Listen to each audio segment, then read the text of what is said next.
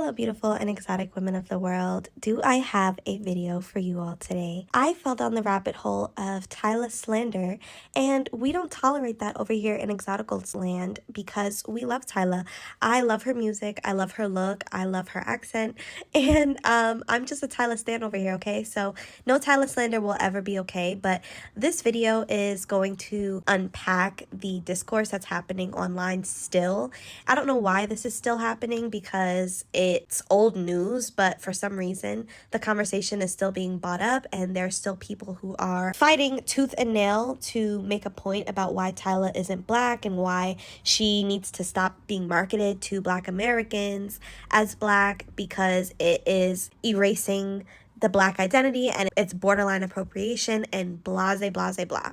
And this conversation is very exhausting because it's so easy for people to identify a mixed or multiracial person in America. But when someone from another country is mixed or multiracial and has black within their genes, suddenly no one understands what's going on. Everyone's puzzled and confused and can't understand, and it's just very exhausting. So to give you guys an idea of the conversation that's being had online, I'm going to drop in a few clips so that you guys can understand what the conversation is, why it's being had, and what South Africans' view is on it, as well as Black Americans' view. It's been so interesting over the last few weeks watching Americans realize that they aren't the center of the world, that they aren't the cultural be-all and end-all. It's so hard for them to grasp that people around the world are not centering their identities on American narratives, that people have ethnic groups and cultures that are different to theirs. What's also been shocking is how they've been denying people of these cultures and ethnicity. When people from South Africa say, I am colored, that means something different than it does in America. People explained it, and this discourse has been happening way before Tyla, and yet it continues. They want us to erase our entire culture, the word colored, because they are uncomfortable with it. Is it really so hard to understand that in South Africa there is a group of people who have mixed ancestry and we have called ourselves colored? Is that really so hard to grasp? Americans. So I couldn't agree more with this creator. I think that especially, and I see this argument coming from, again, unambiguous Black people who are threatened by mixed race people and multiracial people and people who have any type of admixture or any type of indigenous mix, which with a lot of these people, their skin tones are brown or even dark skin, but their features and hair type may be different from the typical unambiguous Black person. A lot of Black Americans are upset that she is claiming a bunch of different ethnicities when that is what she is. How is her identifying with her Indian side and with her Zulu side and with whatever other side that she has within her wrong? How is that something that causes an erasure of her Blackness? Tyla is simply just propping up all the other parts of her that she is proud of and that makes her her. She can't walk through her life ignoring that she has mixed parents and that she has a mixed background and that she has native South African, but she also has Indian and she also has X, Y, and Z. Whatever the case may be, it's like, why does that bother Black Americans so much? And I get it that some people think that she's being marketed to Black people, but she isn't. She's being marketed as her. She's being marketed as a mixed race person of color. I don't know why we can't understand person of color when we literally say people of color in America. So I don't understand why they can't understand why she's a person of color just from another country and why it's such a big deal that she is claiming her other racial backgrounds. People were trying to cancel her or criticize her because she called herself a colored South African. In South Africa, that terminology is used to identify people who are mixed. Well, people in America who know she's from Africa still decided to put their 2 cents and stated that what she's saying is highly offensive and that she's being distasteful to her Black side, stating that how could she say this and consider herself a Black woman? And what gets me about this is how could she say what and consider herself a black woman? She has simply just made it very clear that she comes from a subgroup within South Africa where they are mixed, where they are multiracial, multicultural, and have multiple ethnicities within their DNA. And that is a huge group within the South African country. So why is it a problem that she is simply stating that there is something that's different about her and that she is proud of what makes her different? It's like, why are Black American people so obsessed with this girl's identity and what she chooses to identify with? Why is that such an issue? And it's even an issue within our own country when you have mixed people or multi-generationally mixed people or people with admixture claiming that they're West Indian, claiming that Asian in them, or that they're part white, or whatever the case may be. It's like, oh, well, you're denouncing your black side. Oh, well, you just don't want to be black. Oh, you think you're a different type of black. Oh, you think you're a special kind of black. Huh? Like what? Why is it so offensive to people that there are nuances to blackness, that there are different types of black? And notice how no other group of people are offended by Tyla and her identifying with multiple other racial groups and ethnicities. Like, you don't see Indians coming out and saying, oh, why doesn't she claim that she's 100% Indian? It's offensive to her Indian side that she's claiming whatever other mixture she has. The only group of people who are offended are Black Americans because they feel like she should only claim that she's black, nothing else. She should only identify with her blackness and nothing else. And they feel like because she looks a little different, because she looks ambiguous, it's her duty to not claim any other racial group or background. It just doesn't make sense to me. Then I love the comments. I went into the comments of this video that this guy posted, and I love what some people are saying. This one lady says, people in the US think they are always right. They never left the States, and it shows. America needs to realize that the rest of the world doesn't revolve around them. The rest of the world has their own identity. Then someone else said, from a South African colored, thank you, brother, for understanding. Someone else said, we're proudly colored Bruinos mixed race. So they have a whole term for who they are and what their identity is.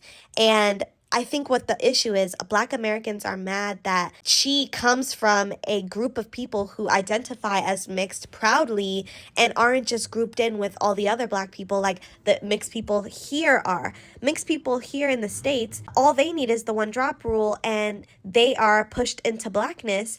And it's like the second that mixed people here in the States say, hey, I'm not just Black, I'm also white, or hey, I'm not just Black, I'm also Indian, or hey, I have Indian and Native in my background or in my gene pool, it's like suddenly they want you to claim just Black. But it's like, no, in other countries, it's okay to be mixed. It's okay to be multiracial. It's okay to be multi-ethnic and to speak about it and it not be stigmatized and you not be demonized for it and canceled for it. Like how they're trying to cancel Tyla, who in her own native country is good to say those things. She's good to say that she's colored or mixed. And then finally, I want to share this creator's video. I think she did a great job at breaking down the discourse and the conversation. Her video was a lot longer, so I definitely chopped it up, but you can always go onto her page and look at the full video. She is marketed as Black.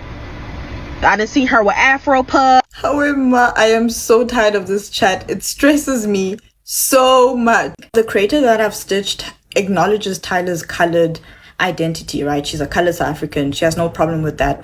What she takes issue with and what a lot of Black Americans take issue with is that it seems like Tyla is being marketed as Black to a Black American audience. She also makes reference specifically to the marketing and branding, like around her hair with her Afro puffs, with the cornrows. This is where context matters because on their side, it seems that Tyla is being marketed as Black to Black Americans, right?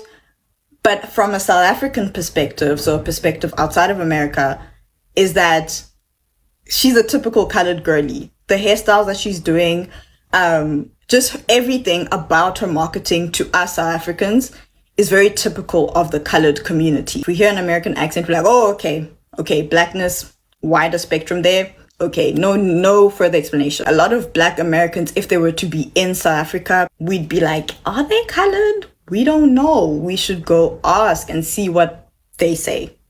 And this is what we want you guys to do with Tyla, like to listen to South Africans and to listen to colored people when we say like, no, she's not acting or presenting herself outside of the bounds of being colored.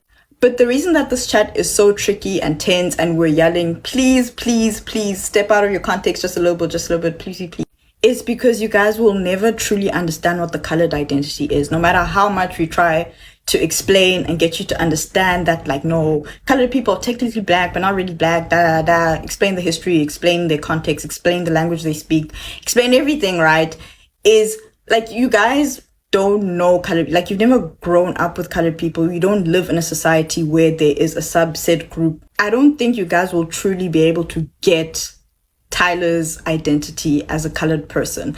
And I think at this point, we need you guys to be okay with that and just see what she says about what's acceptable or not. See what the colored people are saying. See what the Black South Africans are saying, right? Because again, you see the cornrows as a strictly black style, but for us, it's colored people are a subset of black people. So let's first dissect the part where she talks about how Black Americans feel as though Tyla is being marketed to them as black. Tyla is being marketed to America as South African before anything else. Let's get that clear, okay? We have never seen this surge in South African music in the States at this magnitude ever. So the fact that people are jumping to the race thing before they acknowledge the nationality, and it's quite literally exhausting. As a exotical American myself, I am exhausted on the behalf of the community. I'm exhausted because let's just think about it without race.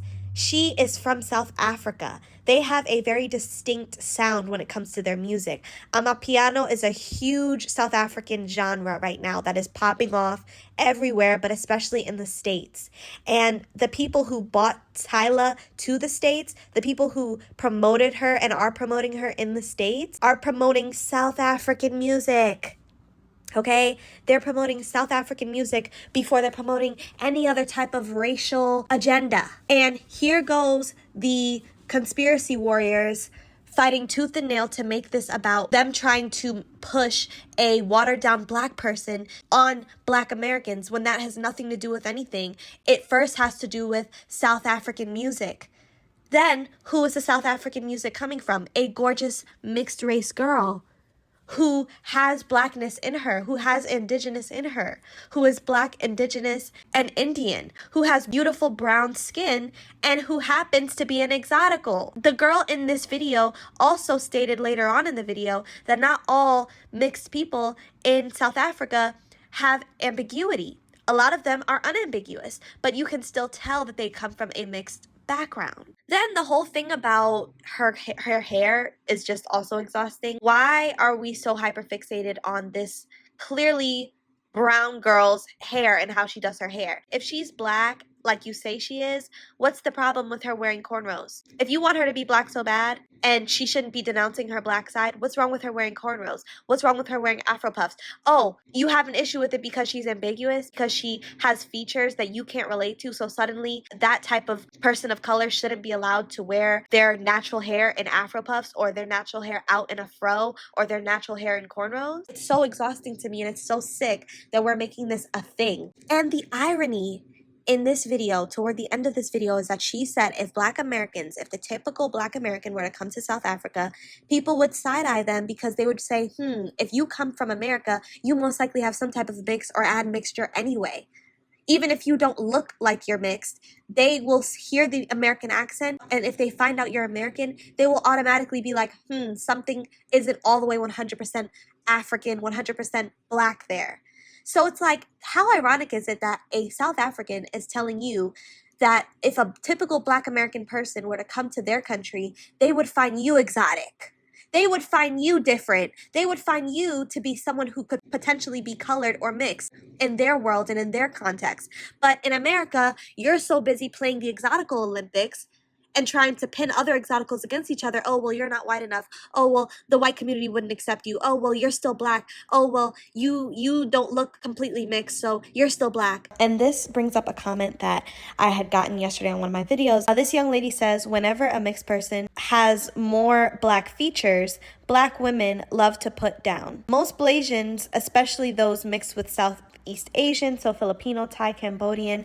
I would also throw Indian and Sri Lankan in there as well. Come out brown skin, full features, but with long, beautiful hair. The black community feels that all mixed black people are supposed to come out damn near white passing in order to be mixed. When you are not a white passing half white mixed person, you will have to deal with gaslighting. Well, you just look black. And at the same time, they will try to hang around you, study your features, and eventually try to morph into you. You're playing these types of like Olympics and pissing contests with us and within our community, when if you were to go to an African country, they would be looking at you like you're mixed. So this conversation needs to be done. It needs to be over. It needs to be put in a coffin. I know there are a bunch of other exoticals who love Tyla, who love their identities, who love their backgrounds, who love their mixtures, who love their admixtures, who are tired of this conversation. And of course, you can very easily guess who has the issue. And I'm going to leave it at that. So ladies, let me know what you think about this discourse. Let me know what you think about this whole debacle. And I'll also be leaving my email in the description box so you can share with me any stories you have of people picking your identity apart and getting mad at you for identifying as an exotical, whatever type of exotical you are. Have a lovely day, ladies.